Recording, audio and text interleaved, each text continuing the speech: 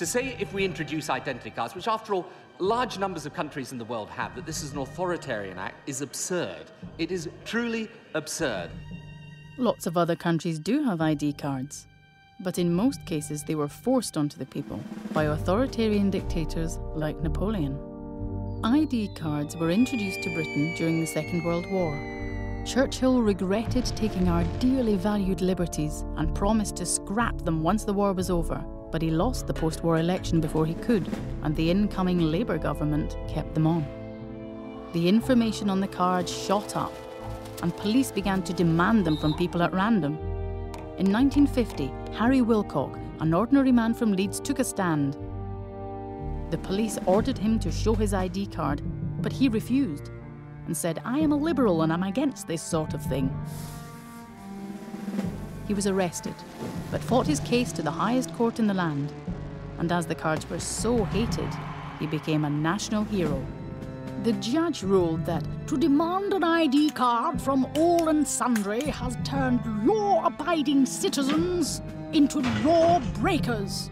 The government abolished the cards and gave the nation back its privacy. In Rwanda, the Belgian colonial government introduced ID cards to split up the native Tutsi and Hutu tribes by their physical differences. In 1994, the country devoured itself as the Hutus mercilessly attacked the Tutsis. An ID card marked Tutsi would get you killed at any roadblock.